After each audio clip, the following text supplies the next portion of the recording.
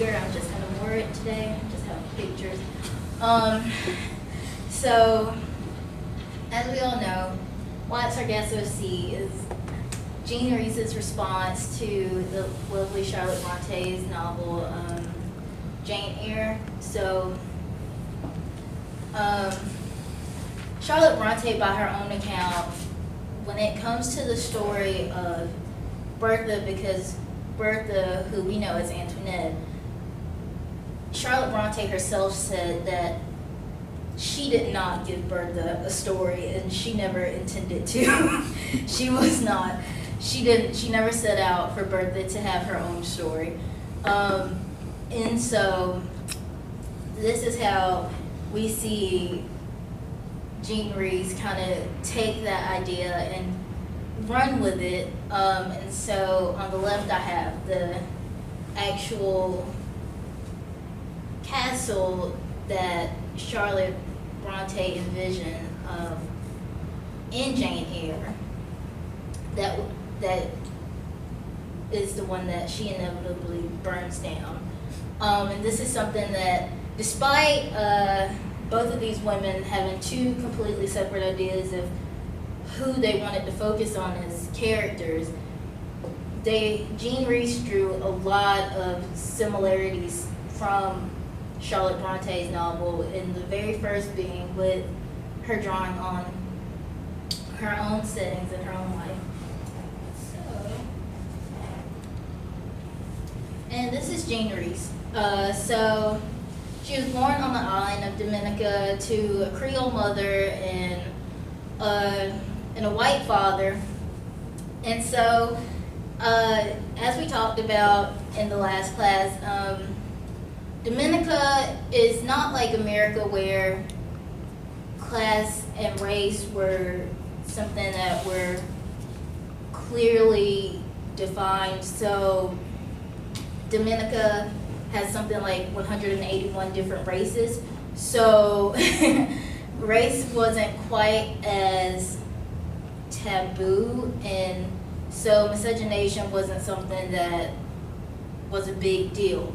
But Jean Rhys still, despite that, she was very much so one of the white cockroaches that we saw in the first half of the novel. And so growing up, she always felt sort of alone because she grew up in a predominantly black community. And so there was one instance she talks about growing up, and her sister, she has, they each get a doll. She gets the white doll, her sister gets the black doll. And she takes the white doll and she takes it outside and smashes its head and gouges its eyes out because she so deeply wanted to be black. And so this is something that Jean Rhys always talks about, is her deep want to be black. So she was once quoted as saying sometimes she would dream about waking up, falling asleep white and waking up black. And it was because, much like Antoinette, she was embedded in these communities and around, African Americans, and she thought that they could be combined, and they very much so could not. And so she always felt closer to the African American community, but she just never understood that she could not. It was something that just wasn't going to happen. So this is Dominica. So much like we talked about, during the time period that the story is set, this is right after they have their own freeing of the slaves, so to put it. But interestingly enough, Dominica was one of the last countries to be enslaved due to a high Carib resistance. So she was always surrounded by these strong African American mentors, but once again, like I said, she could never understand that they just could not mesh. And so this is actually the house that she grew up in that we're reading about as this is going on. And so as it connects to Jane Eyre, Rhys actually spent most of her time growing up in England. So by the time that she's writing all of her novels, she actually spent very few years in these places, but she was so deeply affected by what went on. And so her envision was that when she moved to England as a young girl, her thought was that she was reading these things like Jane Eyre. And so, just to give you an example, so Charlotte Bronte was very much a woman of her time, and so when you read Jane Eyre, you get these instances of very racialized language. And so when they talk about Bertha's upbringing, for instance, in Jane Eyre, they call it that fiery West Indian place, and her Creole blood was the essence of her lunacy, and her mother, the Creole, was both a mad woman and a drunkard, and later she's called my Indian Messalina. This is Rochester. But when she talks about Rochester, she only calls all of his debauchery dissipation. That's just what she refers to it as. So this is a clear distinction of what Jean Rhys set out to respond to, because she said, I just felt like she had such a sad tale when talking about Antoinette. And so, and this is very much so called to her own life, because she grew up very much so like Antoinette, because there was a period for years where Jean Rhys herself kind of fell off the face of the earth right before Why Sargasso Sea was published. So for decades, even her publisher, when asked about her, he would tell people that she was dead. And so when she would tell people she was Jean Rhys, people would say, oh, that's just that crazy woman who lives next door. And so she didn't become the mad woman in the attic, she became the mad woman next door. But she spent many a year as a mad woman. And actually, her first manuscript of Why Sargasso Sea, she ended up burning. So she does have an affinity for fire. But so we often see, and this is not, she takes all of her upbringing from Dominica and embeds it in all of her novels, but this one is a clear response to her life in this English life that she was embedded in, that she just had no control over, and that she had to kind of say, well, why is this way? And don't get me wrong, if you read some of her other things, she does kind of fictionalize and romanticize being African in a way that can be almost unappealing. But but if you, as I said, it comes, she, much like Antoinette, she did not fit in.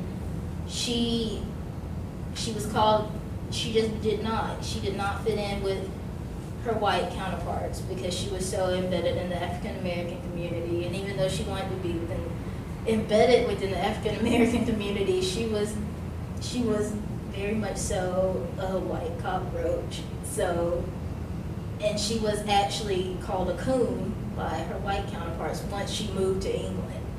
And so, yeah, yeah, and so she takes all of these things, and so she kind of gives Bertha her own story and rewrites it to write a story that Charlotte Bronte admits that she had no intention of ever drawing upon or expanding upon, because it was not important. Because I don't know how many of you have read Jane Eyre, but you don't like Bertha. Bertha is not a sympathetic character, but by and large, with Jean Rhys's story, we very much so, we feel sympathetic towards Antoinette because of how she's portrayed and because you see her own background.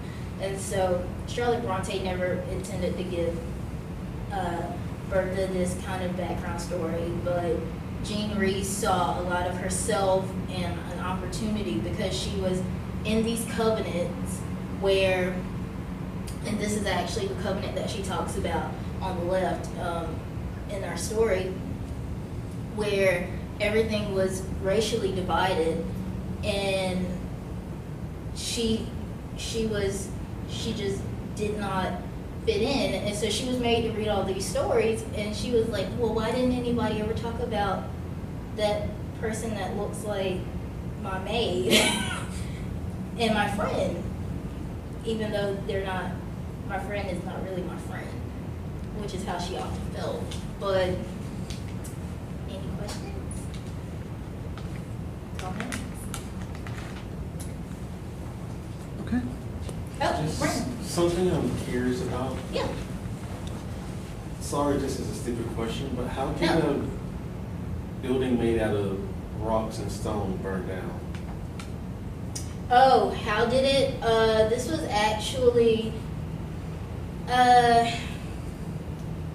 this is a more recent picture actually. So I think it was during one of the, I think I read it a while back. It was during like one of their civil wars or something like that. It was, because if you read up on Dominica now, it's not, because that picture that I showed before, that is very much so Dominica. It's not like a lush place that you want to visit to vacation. The planter mansions are mostly gone. Yeah, and so, yeah, these are all like ruins, pretty much now. I mean, it wasn't like she actually would have burned it down. And I think that's really what you're referring to, like the idea of stone building burning. It's like the stone itself doesn't burn, but parts of the building are made of wood. Mm-hmm. Most of what is inside the building is flammable. Yeah. So. Yes. Yeah, but that was actually part of the garden that we see in the novel. Mm-hmm. And so it was what she was envisioning when she was writing the novel, but it was part of her childhood home. It's actually still there today. But like I said, Dominica is very much so. This is a recent picture as well. And this is a cleaner picture of a nicer part, because honestly, if I showed you guys the other ones, you probably would believe, like, why are we looking at this place? Because I mean, if you talk about places on the coast, you often think about places you go on vacation at, but this is very much so Dominica. This is all that Dominica looks like for the most part. And this is where she lived for the longest. Although she never really went back. Anything else? Okay, I guess you're off the hook. Thank you.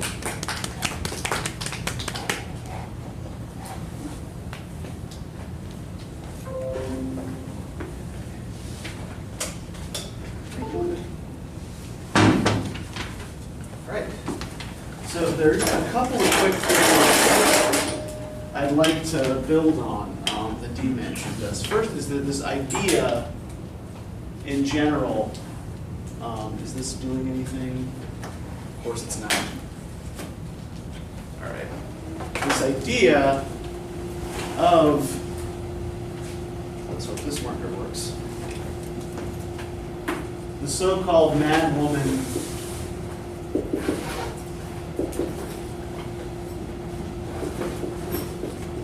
in the attic. That the image of Bertha Mason from Jane Eyre, locked up in that attic for reasons largely unexplained, with no story of her own, becomes actually kind of one of the central images of 20th century feminist literary criticism. The idea that there are all of these women's stories, women's texts that have been suppressed by a literary canon that favors male authors. So this actually is the title of a book written by, I think they're both Susans, Susan Gilbert and Susan Gubar. I know that the last names are correct. And that's their basic thesis, right? Is that in many ways the story of 19th century literature is the story of the suppression of women's writing. And so from their work, we sort of rescue from the historical scrap heap a number of very popular women novelists of the late 18th and early 19th centuries. For example, Elizabeth Gaskell, Anne Radcliffe. And what a lot of these women had in common, right, was that they wrote, the Bronte sisters included, what might today be called genre fiction.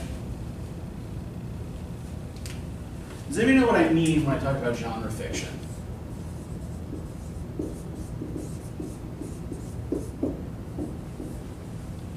So it has a niche audience rather than it being like literature in the conventional sense. Yeah, it's got a niche audience, and it's sort of written for a popular audience, right? Not written necessarily for the educated elite, right? So fantasy and science fiction, right, would be an example of genre fiction. Spy novels, mystery novels, right? Sort of, anything that you used to be able to find in a Walden Books in paperback. God, I am getting old. In sort of the paperback section, right? These are the sorts of things that would be regarded as genre fiction, right? This kind of disposable fiction. And a lot of what we call genre fiction has less to do with any intrinsic qualities of the stuff itself, although the worst of it is extremely formulaic. It has more to do often with who reads it. So one of the reasons why our literary canon is made up of relatively difficult poems expressing fragmented consciousness like The Wasteland. One of the reasons why Yeats's poems about the dissolution of the universe are so highly valued. One of the reasons why our most valued novelists are difficult modernists like James Joyce is largely because the canon was shaped by the tastes of a well-educated white male elite who enjoyed the kind of reference hunting that those sorts of works demanded, right? I mean, like, you can read Joyce's Ulysses and still get the basic plot, even though like you would have to read rather slowly and carefully in a lot of cases, like beyond chapter 3 to do so. But part of the fun of reading Ulysses is the fact that Joyce is so bloody smart and is constantly demonstrating to you just how smart he is by referencing obscure points of Catholic theology, Irish history, 19th century literature, right? So you get a lot more out of the novel if you have this kind of base of knowledge that a certain kind of person in the early 20th century would have had. Now, genre fiction, you typically don't need any kind of broad base of knowledge to appreciate. It's written basically for everybody. And one of the most popular genres in the late 18th, early 19th centuries, particularly with middle-class women, was the Gothic. Now, when I say Gothic, what is this conjure up? How many of you know what I mean when I talk about the Gothic as literary genre? Okay, that's, yeah, several of you. Okay, so what am I talking? What are the features of a Gothic novel? Mysterious, no. Okay, yes. Supernatural elements. Yes, the supernatural, right? Sometimes to be taken as real. Sometimes there's a logical explanation for it, right? You know, there's like what I like to call the Scooby-Doo Gothic, where it's just old man Withers running around in a mask trying to frighten everybody away from the treasure, right? But yeah, there's usually a mystery at the center of it, right? You look like you want to say something else? I'm thinking how to word it. Isn't there usually like a castle or some sort that's like falling down, or like Yeah. ruined? I'm thinking of Dr. Brian's class right now. Like, Yeah, the settings are usually sort of, you know, broken down castles, monasteries, or manor houses, right? So yeah, it's usually some sort of great big decaying pseudo-medieval edifice, right? Right, even if the setting itself is not medieval, and sometimes it is, it's often made to look medieval, right? Now, what about the hero or heroine of a Gothic novel? What does the heroine usually of a Gothic novel usually look like?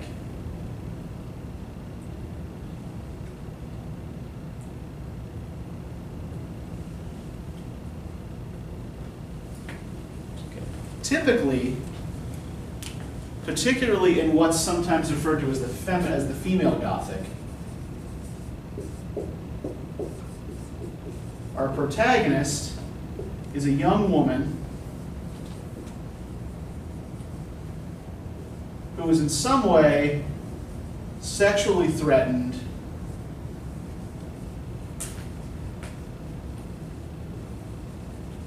by an older man.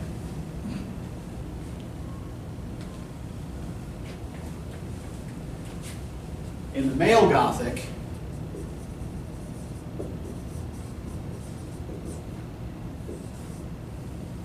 the hero is usually a man of any age who oversteps or ignores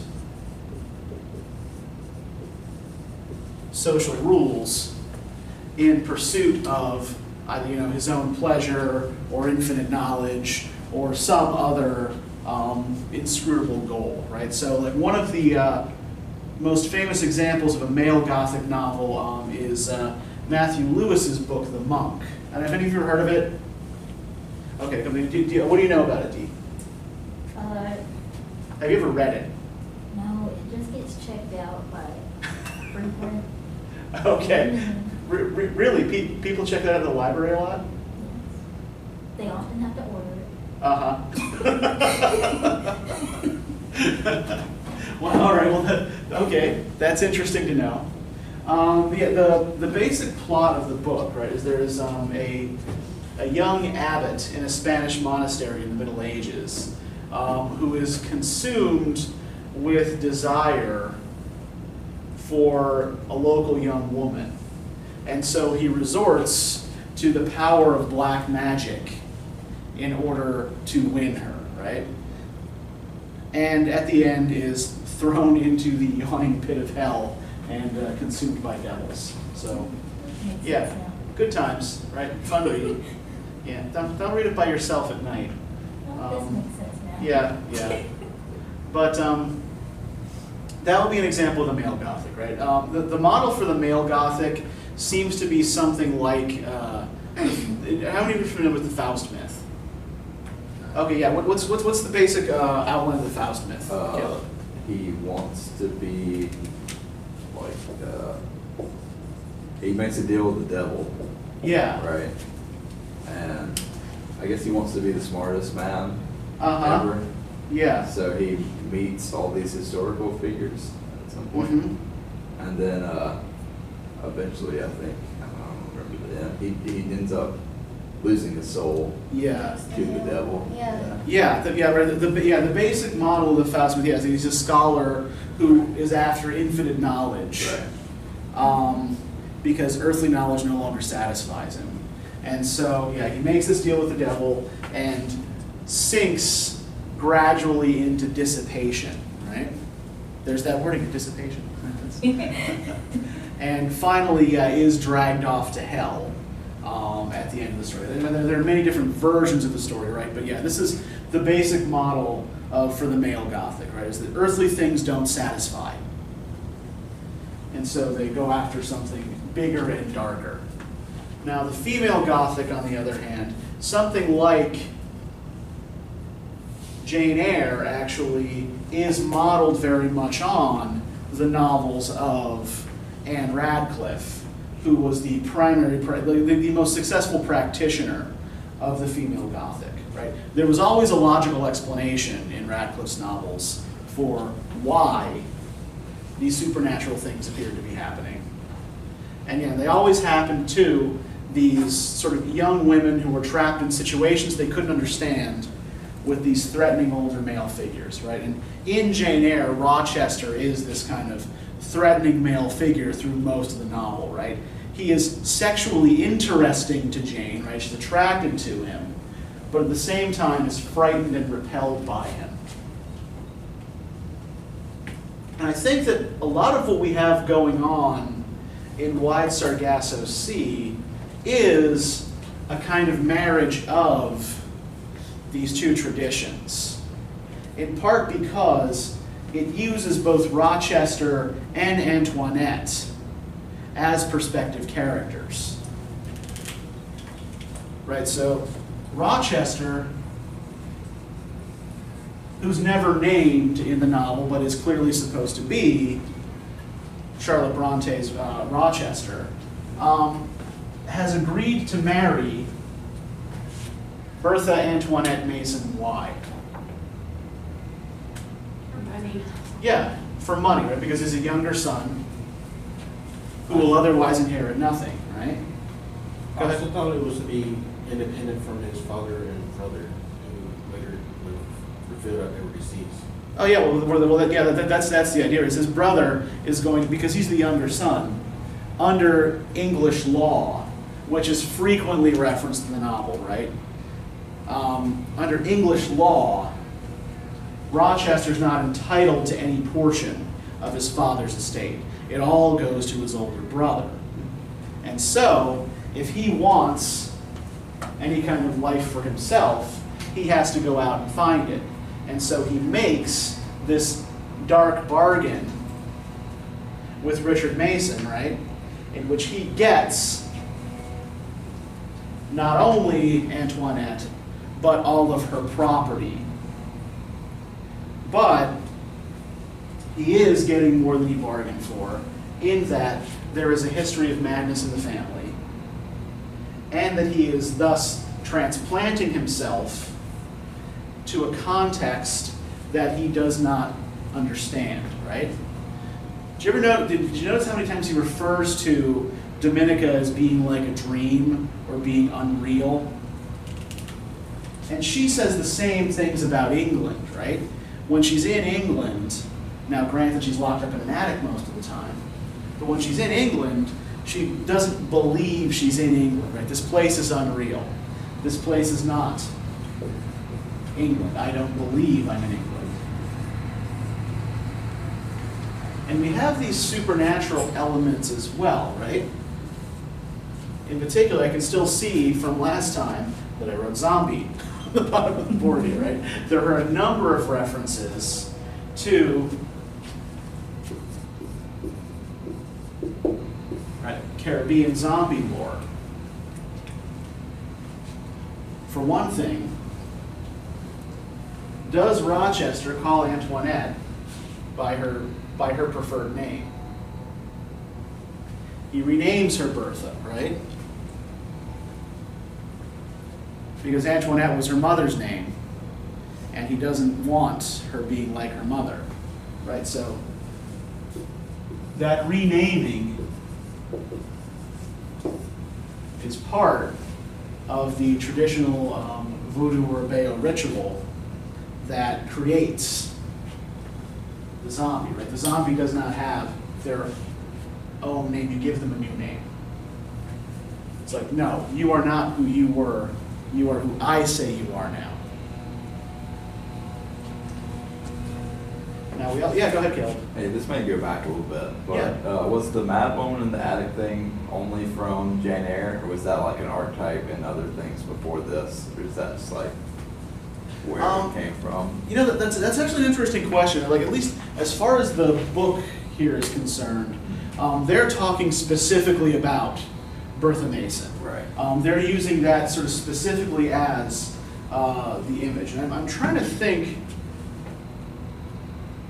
if there are other examples.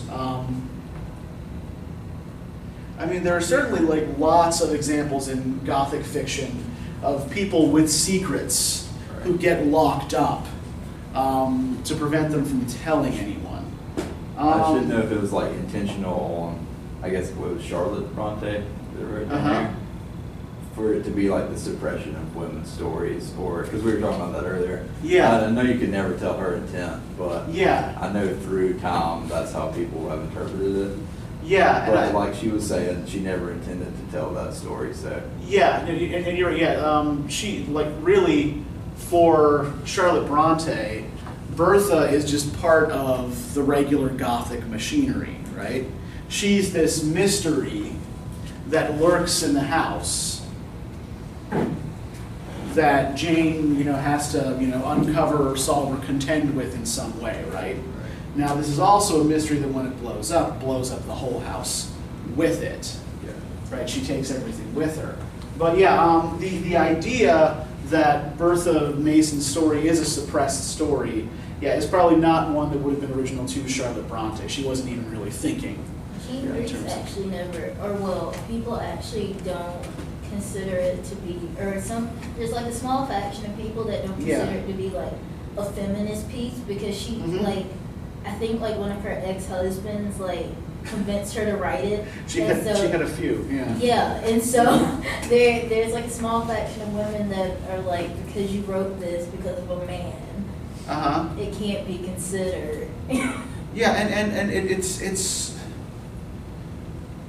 it's hard to say, it's hard for me to say whether I would actually regard this as a it's not an uncomplicated feminist text, right?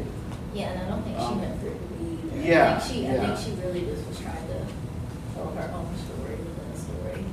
Yeah, and she's sort of picking up on this tradition that Charlotte Bronte is working in, which actually is in many ways kind of well suited to the Caribbean in the 19th century, in large part because the social structure, much like the pseudo-medieval Gothic, right, is basically feudal and is eroding at the time a novel like Jane Eyre first appears, right? So you've got this old planter aristocracy that is falling apart under its own weight, right? Under the weight of its its cruelty and its decadence, and its sort of general abuses of the population. Right now, we then have the people like Rochester, as we talked about last time, coming in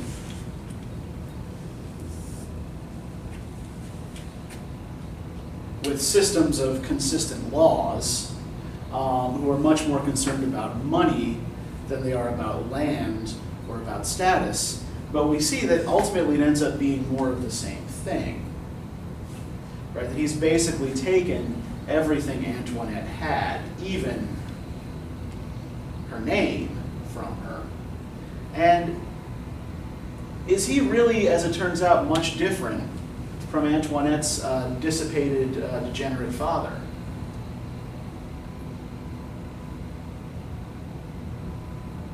Once he wakes up from the spell that she briefly put him under, what does he immediately do?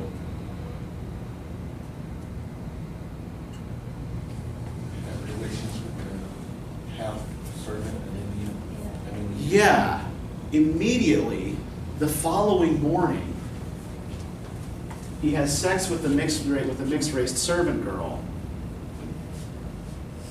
right next to the bed his wife is sleeping in, right?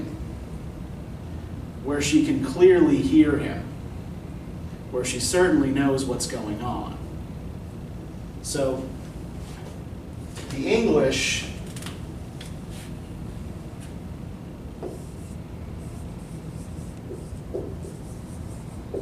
we see becoming sort of creolized through, in part, the action of Caribbean magical systems. Now, another thing to note about giving Antoinette a new name, I just want to point briefly to sort of this part where she's in England, page 106.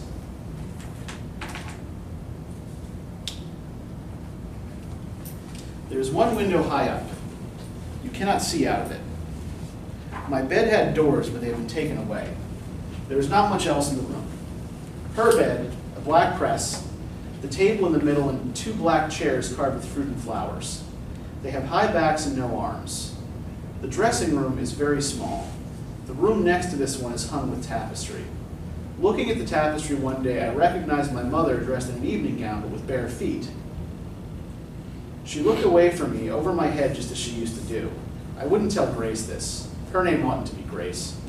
Names matter, like when he wouldn't call me Antoinette. And I saw Antoinette drifting out of the window with her scents, her pretty clothes, and her looking glass. There is no looking glass here, and I don't know what I am like now. I remember watching myself brush my hair, and how my eyes looked back at me. The girl I saw was myself, yet not quite myself. Long ago, when I was a child and very lonely, I tried to kiss her. But the glass was between us, hard, cold, and misted over with my breath. Now they have taken everything away. What am I doing in this place, and who am I? So that renaming, right? The fact that he has taken the name Antoinette away from her creates a kind of divided self. There's sort of 2 separate selves.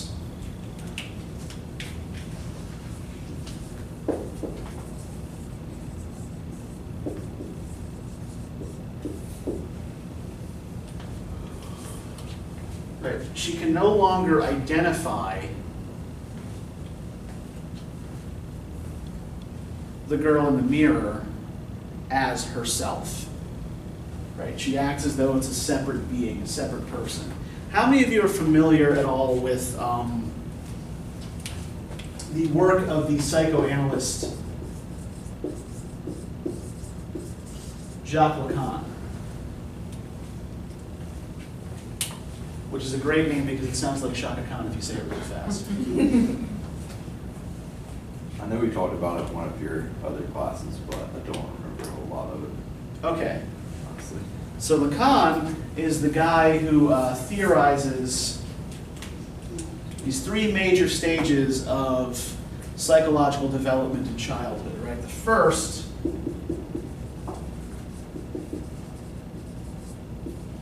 he calls the imaginary.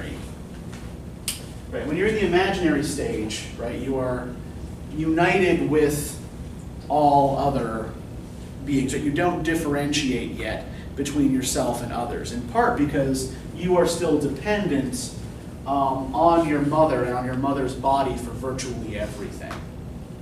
Right? You're still feeding from mother, you're still clinging to mother, right? In some sense, like you're not yet a separate body, or don't recognize yourself as a separate body.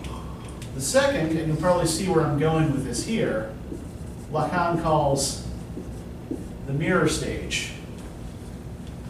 And this is when you begin to recognize yourself as a separate being,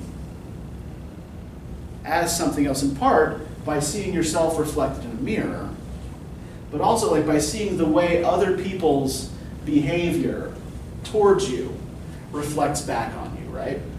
So you learn that you are something separate from your mother and separate from other people because other people treat you like you're a separate being, you're something else.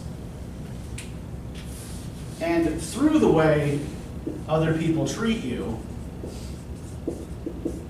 you find your place, bless you, in the symbolic order, right? Like I remember when I was in college taking theater classes, we had to play this game sometimes as a kind of warm-up where you drew a playing card and you held it to your forehead, but you didn't see it. And you have any of you familiar with this game? Have any of you played it before? Okay, and you figure out what your number is based on the way other people treat you, right? If you've got a high number, then people are supposed to treat you deferentially, right? They're supposed to, sort of bow and scrape to you and, smile at you and, treat you like you're better than they are. If you've got a low number, then people are supposed to, be like, kicking dirt at you and ignoring you and treating you like you're low status. This is basically how Lacan says we figure out our place in the symbolic order, right? Based on the way other people treat us, we figure out where we rank relative to them. And so what seems to be happening here to Antoinette is almost a sort of kind of regression. Right? She doesn't see other people anymore, except for this Grace Poole person. And so she's become so dissociated, right, that she is recognizing that the image in the mirror as something other than herself. Right? It's not, I am a separate being who sees my image in a mirror. Right? This image in the mirror is a separate being that maybe represents the person I used to be that he took away. Everybody follow me?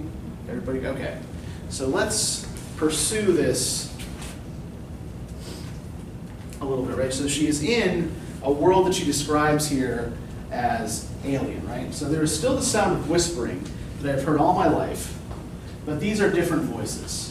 When night comes and she's had several drinks and sleeps, it is easy to take the keys. I know now where she keeps them. Then I open the door and walk into their world. It is, as I always knew, made of cardboard. I have seen it before somewhere, this cardboard world where everything is colored brown or dark red or yellow that has no light in it. As I walk along the passages, I wish I could see what is behind the cardboard. They tell me I am in England, but I don't believe them. We lost our way to England. When? Where? I don't remember, but we lost it.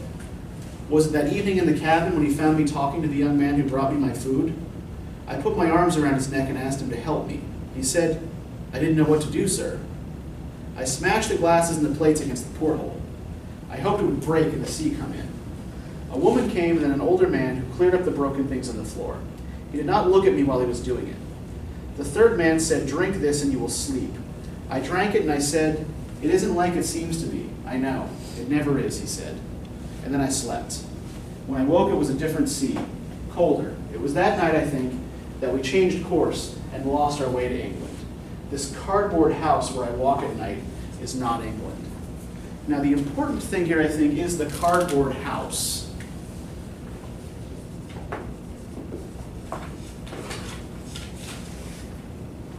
What lives in a cardboard house? Crazy homeless people. The refrigerator box as house would not quite have been, would not be historically accurate. Who or what lives in a cardboard house? Objects, I guess. Yeah, objects, like a doll, right? Like a doll house. is what she's describing. And there's a point at which Rochester calls her, right, you know, she mentions him having called her, right, marionette, right, a doll, right, a thing. And so she is here sort of talking about her thingness, right, rather than her personness. They've put me in a cardboard house, a fake house for dolls, not a house for real people. Now to get back to this whole thing about the zombie and the marionette, like, what is it that irretrievably breaks her relationship with her husband? Where do things go 100% off the rails? When he speaks to Daniel and he confronts her about it. Well, he doesn't really want to talk about it, right? Yeah. She insists on talking about it. She insists on discussing it. But he wants to dodge the issue, right? If you look on page 82, right, after they've had this conversation,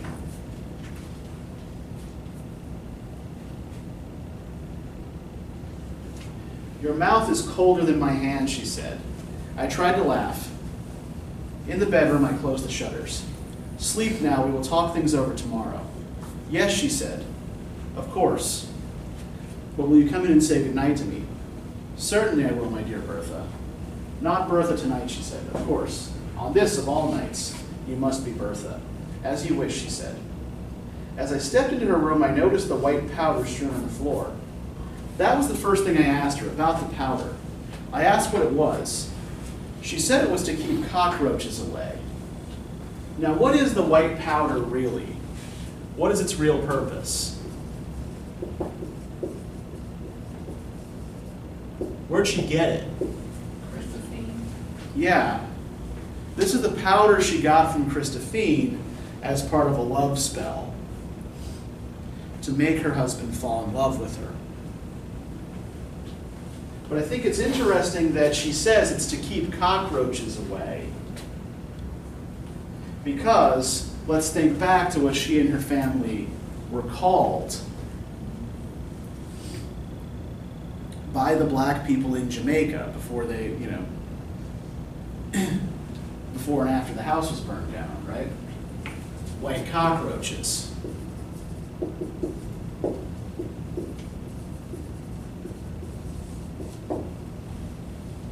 Haven't you noticed that there are no cockroaches in this house and no centipedes?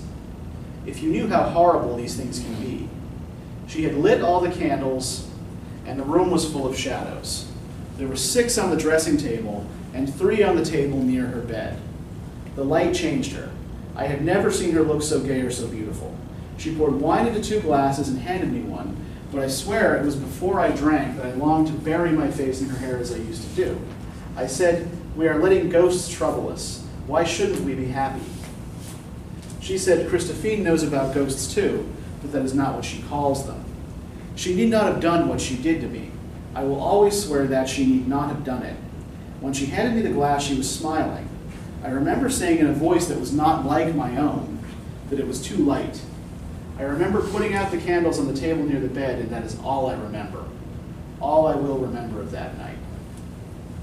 So the 3 candles by the bed, the white powder, the glass of wine, right? These are all sort of generalized Obeah symbols, right? She is working the same kind of zombie spell on him that he has kind of inadvertently worked on her by trying to change her identity, right? By trying to turn her into Bertha, right? Make her into someone else. So she is also sapping away his will. Right? And we know that this turns out exceedingly badly.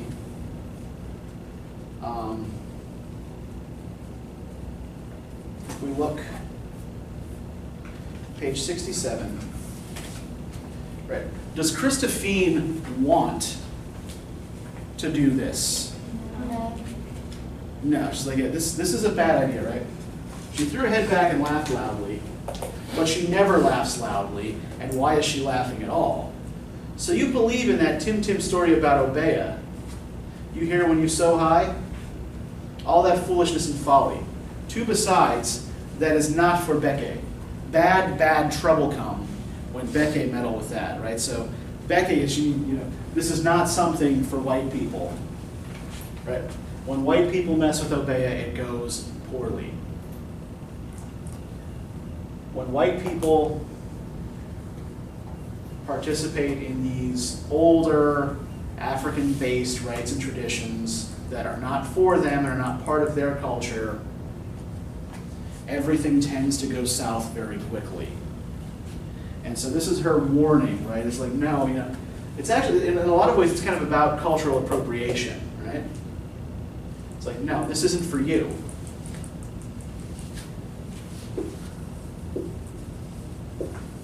And because she insists and implores, Christophine does it anyway, and it goes exactly as expected, right? It basically has the opposite effect. He loves her for that one night, and then in the morning is repulsed by her. And in the morning wants nothing to do with her. And this begins the kind of breaking of her mind. Now there's one more thing that I would like to sort of briefly point to.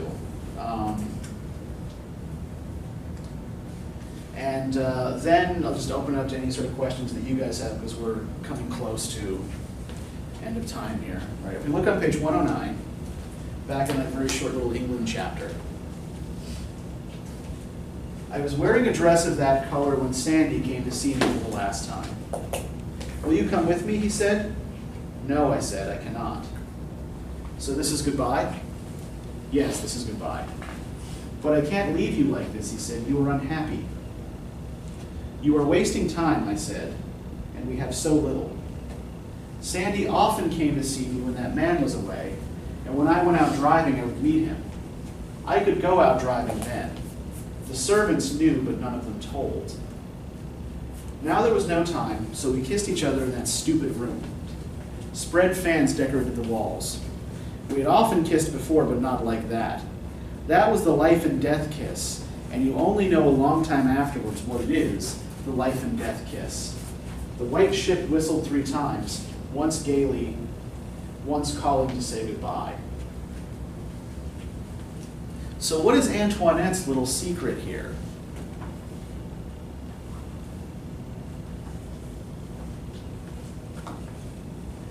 Is her husband the only one who had a mixed race lover? She did too, right? Her cousin Sandy, who rescued her from Daniel and a girl who it's suggested might have been Amelie the servant when she was young, right? When she was on her way to that convent. That other branch of her father's family that he fathered bond slave women. Is it clear where this fits into the timeline of Antoinette's life? Yeah, I mean, who does she mean by that man? Like when that man was away?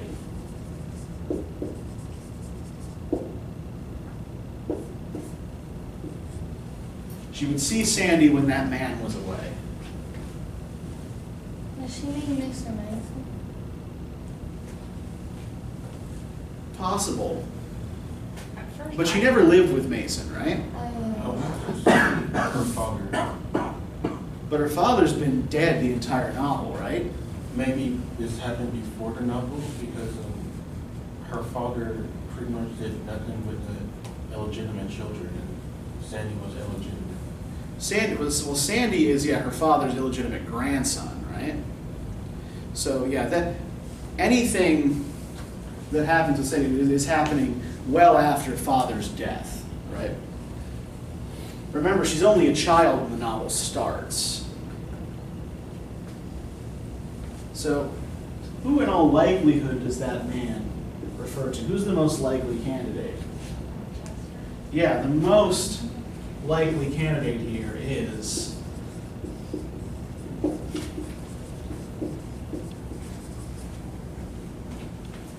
so this does suggest that there may very well have been some level of duplicity on her part as well during the marriage, like, you know, before it fell apart irrevocably, right? That yes, she was off seeing her cousin Sandy, whom she genuinely loved, while she was married to Rochester. And then, of course, what might very well have prompted her to then start genuinely seeking Rochester's love. When he slept with Emily. Well, that happens after she casts the spell on him, right? Right. In this memory, what's happening to Sandy?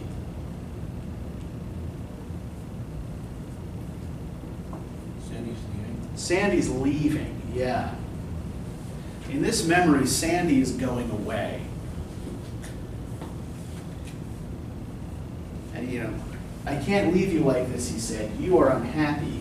You are wasting time, I said, and we have so little, right? So this is in the early unhappy days of her marriage. And she hears the white ship whistling 3 times, once gaily, once to say goodbye. The white ship calling for Sandy to go away. So, her desire to ensnare her husband with this spell is in part prompted by the loss of the man she genuinely loves. But this doesn't come out until she is crazy, locked up in the attic, trapped in her own head, unable to recognize herself anymore. And I think that this is probably sort of a piece with her desire to be close to Tia, to be friends with Tia, that we talked about last time.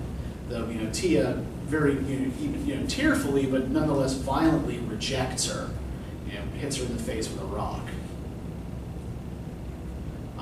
All of her attempts to demonstrate that she is a genuine part in some way of the black or colored community in Jamaica or in Dominica, they all backfire, right? Sandy leaves her. Daniel Cosway, her mixed race brother, turns her husband against her. In fact, like we see in this, that Daniel was actually telling the truth, right? When he told Rochester that people were laughing at him and that his wife was meeting with another man. Her attempts to get help from Christophine backfire, right? Everything suggests that Antoinette is not just an alien in England, right? I think that's sort of like one of the keynotes we're supposed to get from this whole idea of the white cockroach, right? What's a cockroach? Like, do cockroaches belong anywhere? No. They're invasive pests, right? They're parasites. So yeah, she's a cockroach because she doesn't belong anywhere. All right, so do you guys have any questions about any of this? Anything that you guys particularly want to talk about or were confused about or what have you? Yes. Yeah, go for it. At one part in the story, Rochester, I think it was like shortly after they went to the honeymoon mansion, Rochester went to the woods and met somebody. I think it was a girl, and she got afraid and ran away. And there's also the nameless boy. Okay, yeah, there's that nameless boy who wants to follow Rochester, right? Yeah, what What was that all about? Well, that's a good question. If you look on page 102, yeah, there's just a boy who works on the estate, right? She had followed me and she answered. I scarcely recognized her voice. No warmth, no sweetness. The doll had a doll's voice, a breathless but curiously indifferent voice. He asked me when we first came if you would take him with you when we left. He doesn't want any money, just to be with you, because... She stopped and ran her tongue over her lips. He loves you very much, so I said you would. Take him. Baptiste has told him that you will not, so he is crying. I certainly will not, I said angrily. A half-savage boy as well as... He knows English, she said, still indifferently. He has tried very hard to learn English. He hasn't learned any English that I can understand, I said. And looking at her stiff white face, my fury grew. What right have you to make promises in my name, or to speak for me at all? So what this episode does is give Rochester a chance to demonstrate total domination here, right? That everything here is mine, and I can do with it what I want. And you can't make any promises in my name, because none of this belongs to you anymore. I think it's also a sort of backhanded way of sort of Antoinette trying to figure out how she's about to be treated, right? So that's what I think is going on with the nameless boy. You have the whole thing with the girl in the woods. You have to be more specific where you're seeing that, because that's not something that rings a bell immediately to me. When he gets lost in the woods. Yeah, I remember that part. All right, well, let's.